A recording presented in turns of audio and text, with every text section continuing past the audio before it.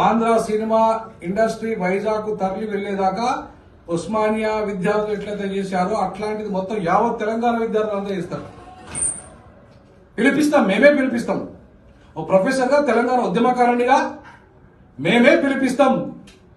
మీరు వైజాగ్ మీ మొత్తం తట్టాబుట్ట చదువుకొని ఇప్పుడు సంక్రాంతి రాబోతున్నారు. మీరు తట్టాబుట్ట చదువుకొని వెళ్ళి అక్కడే సెటిల్ కావాలి, అంతేగాని ఇంకా దోపిడీ చేయడానికి మీకు అధికారం లేదు. లాజికల్ గా, లీగల్ గా గవర్నమెంట్ ఇన్వైట్ చేసింది. ఆల్రెడీ అక్కడ మిమ్మల్ని ముఖ్యమంత్రి గారు ఇన్వైట్ చేశారు, ఉప ముఖ్యమంత్రి గారు ఇన్వైట్ చేశారు. అక్కడ మీరు ఎందుకు పోతున్నారు అక్కడికి? ఎందుకు ఇక్కడే మమ్మల్ని దోపిడీ చేస్తున్నారు, మమ్మల్ని అణచి చేస్తున్నారు, మాకు అవకాశం రాకుండా చేస్తున్నారు. అయినా 10 ఏళ్లే కదా ఉమ్మడి రాజధాని 10 ఏళ్ళు అయిపోయింది కదా. 10 ఏళ్ల తర్వాత మీకు ఏం హక్కు ఉంది ఇక్కడ? 10 ఏళ్ల తర్వాత మీకున్న హక్కు ఏంటంటున్నా నేను. మీకు ఎలాంటి హక్కు లేకపోయినా ఇక్కడ మా అనే పేరు మీద, అంటే ఇవాళ తెలుగు అనే పదం పేరు మీద, తెలుగు అవసరం లేదు మాకు తెలంగాణే కావాలి.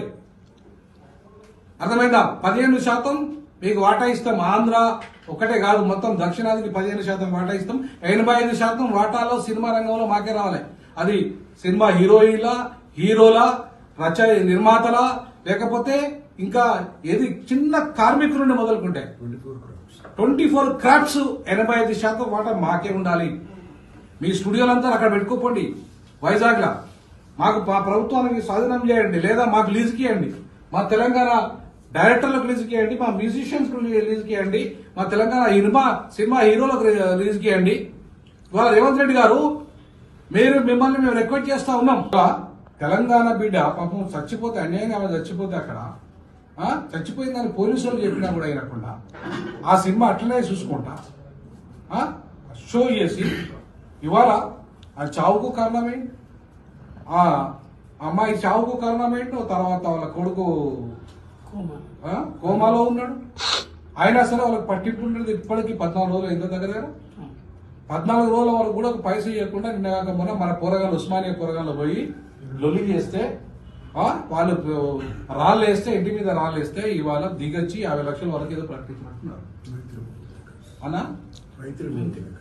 మైత్రి మూవీ మేకర్స్ వాళ్ళు అంటే ఇవాళ మా వాళ్ళు మళ్ళా తిరిగి మీ మీద యుద్ధం చేస్తే తప్ప, మీ మీద రాలేస్తే తప్ప మాకు న్యాయం జరిగే పరిస్థితి ఇక్కడ తెలంగాణ లేదు.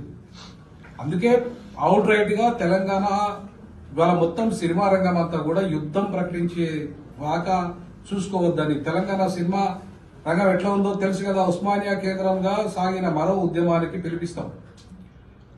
మేము ఓయూ జేఏసీ విద్యార్థులు చేసిన దాన్ని సమర్థిస్తున్నాం. వాళ్ళందరూ చెప్పేదాకా యుద్ధం ఆగదు.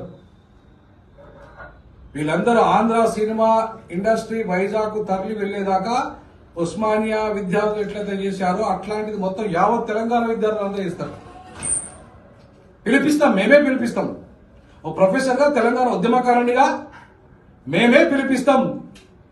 మీరు వైజాగ్ మీ మొత్తం తట్టాబుట్ట చదువుకొని ఇప్పుడు సంక్రాంతి రాబోతున్నారు. మీరు తట్టాబుట్ట చదువుకొని వెళ్ళి అక్కడే సెటిల్ కావాలి, అంతేగాని ఇంకా దోపిడీ చేయడానికి మీకు అధికారం లేదు. లాజికల్ గా, లీగల్ గా గవర్నమెంట్ ఇన్వైట్ చేసింది. ఆల్రెడీ అక్కడ మిమ్మల్ని ముఖ్యమంత్రి గారు ఇన్వైట్ చేశారు, ఉప ముఖ్యమంత్రి గారు ఇన్వైట్ చేశారు. అక్కడ మీరు ఎందుకు పోతున్నారు అక్కడికి?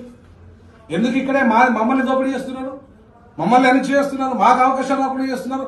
అయినా 10 ఏళ్లే కదా ఉమ్మడి రాజధాని 10 ఏళ్ళు అయిపోయింది కదా. 10 ఏళ్ల తర్వాత మీకు ఏం హక్కు ఉంది ఇక్కడ? 10 ఏళ్ల తర్వాత మీకున్న హక్కు ఏంటంటున్నా నేను.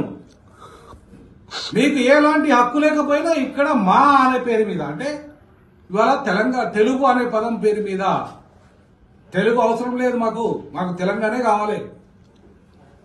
అర్థమైందా? 15% మీకు వాటా